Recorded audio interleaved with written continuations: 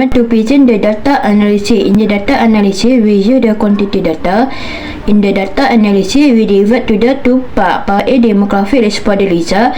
Part B, the percentage stress scale based on the topic the responder. In the part demographic responder result, as 31 and 23% is 50% higher. Gender is female. 65% higher years of study is year 3. 57% higher responder from program of study is SCI and SBSS 35%. For the part B, the percentage stress scalar based on question 5 is the higher result from responder is very often with 45%, while the most of responder feel moderately confident when handle their personal problem will level away from harm. For the witness confident, the responder can become more independent and have learning to manage their challenges such as academic stress, time management, and personal responsibility. In addition, they have the support from the parent, lecturer, and communication with family to help them to cope better when they face difficult. Meanwhile, 30% of responders show sometimes because indicator of the responders still feel uncertain depending on their situation.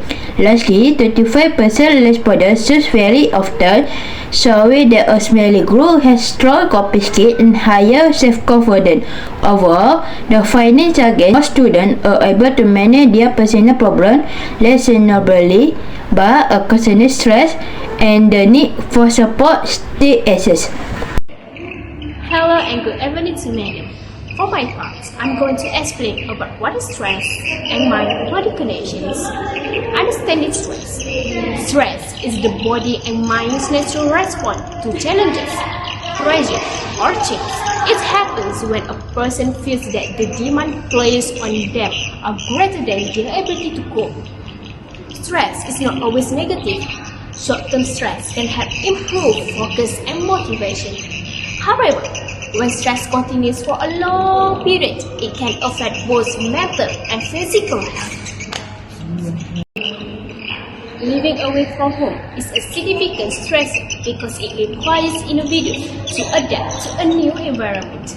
When managing responsibilities on their own, the absence of family support and family routines can create a feeling of loneliness, homesickness, and insecurity.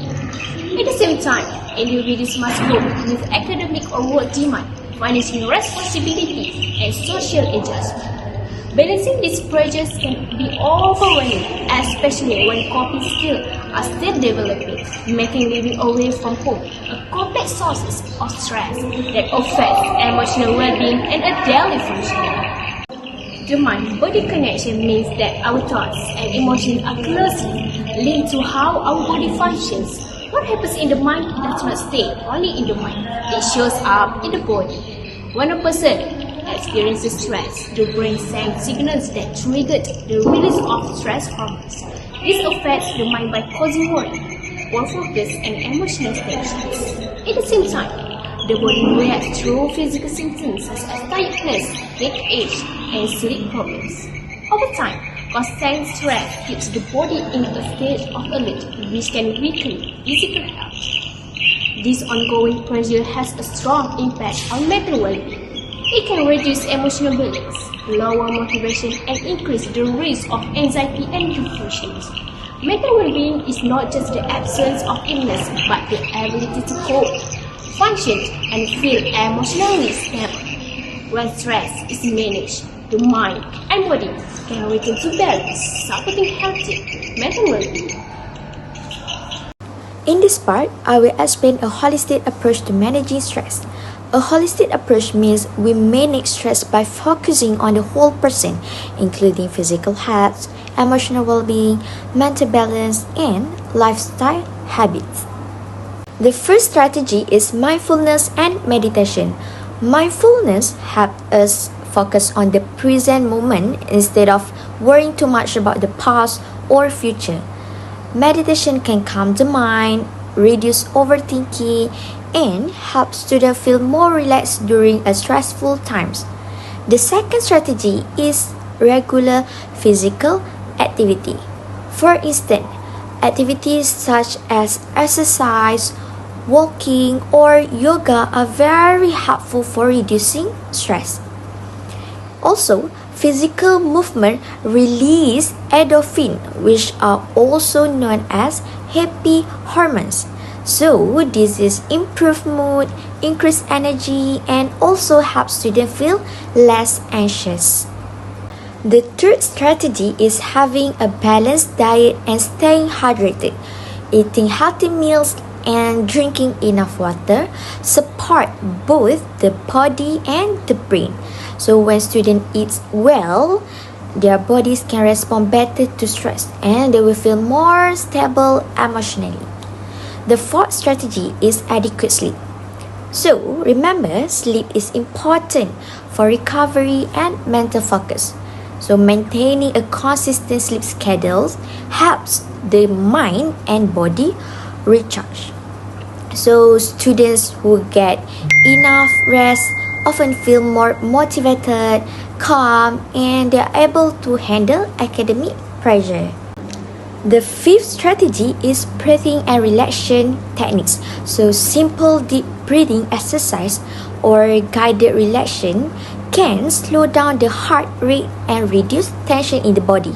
So these techniques are useful when students feel overwhelmed because they help them regain control and feel calmer quickly. The last strategy is social support. For instance, talking to friends, family members, or counselor about feelings and problems can reduce loneliness and emotional stress. So having someone to listen and provide encouragement makes it easier for a student to cope with the challenges, especially when living away from home. Hello, my name is Remigius Jisim Jr. Now I will be presenting my part, which is the justification or why this study matters. First things first, critical transition period, where the life in the university needs students to adjust to new academic demands, social conditions, and personal responsibility at once. This is where the student, especially from another country than Malaysia, they need to adjust the academic demands, like what I have just said earlier, their social condition and also their personal responsibility. Because once they come here, they will leave everything from their places, from their country, because they need to study here, and all of the things that they need to be handling is on them, and the condition is quite different, and also the environment is different from their places, from their country. And second things, weakness of international student. International student have special challenge where they are cultural difference, language barriers, and social support. This is hard when some student cannot speak English fluently. For example, like this one friend from China and this one friend from Zimbabwe. If they cannot speak English well, it will be hard for them to communicate each other. So they need to have a good English language in them. And third thing, a loss of support system. Students lose the immediate family support when they move out of the house, which may cause homesickness and emotional distress, because once they go study abroad away from their home, they are on their own already, and yeah, homesickness is real. For me also, even though I still live in Malaysia, because my home is Sabah, which is from another island, I still feel the homesickness in me, and the emotional distress really distressing me also. And fourth thing is effect on success. Mental health is directly related to success of a student and his/her quality of life, because when we study abroad, especially the international student, of course they want to make their parents proud, and the stress about want to be the top student, the good student, and to have the dean list will be challenge for them, especially when the first time they come in here, because everything is different from their place, from their country. Yeah, they need to struggle a lot. And need to adapt. And the last thing is require institutional understanding. These experiences are crucial to how universities are able to formulate specific mental health service and social assistance. This is where counseling come in to help and step in to help the student who have emotional distress, and to listen what they have in their heart, in their head. Maybe they want to share something, but they don't want to speak out loud what they are feeling, so they need someone to listen to them. Listen is also one of the best thing for the student, so that they can share whatever they have in their mind, in their thoughts, and get a good feedback from it. Okay, now I will move on to my next part, which is the evidence, what the data shows. The proof using the survey findings from 20 international students.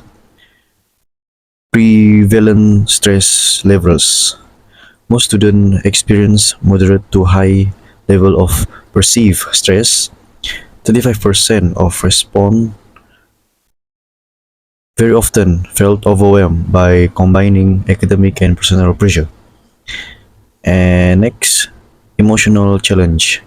40% of students very often felt lonely due to living away from home, and 45% sometimes felt sad or emotionally drained from missing their families. And next, the struggle for independence. 15% of students very often felt they could not cope with the responsibilities of living independently. 40% sometimes felt they could not handle everything they had to do. Quite stressing. Demographic insight. Gender. Female student reportedly higher stress rate, which is 65%, compared to male, which is only 35%. Academic years. Third year student were the most stressed because it is their last year, which is 55.1% due to final year pressure. Quite stressing. And next, still the evidence, but this is the resilient and growth, the positive side. Before this, the quite the negative side lah. And for this positive side, this to show the positive side found in the report, like what I just said. Developing confidence. They develop their confidence, where 45% of students felt very often confident in handling personal problems despite being away from home.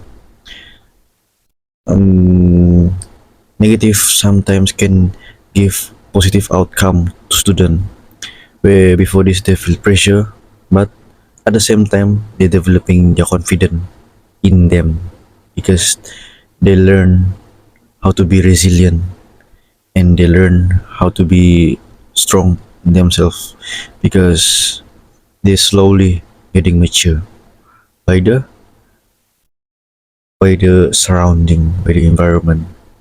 And time management. 55% felt able to effectively manage their time and responsibilities at least sometimes.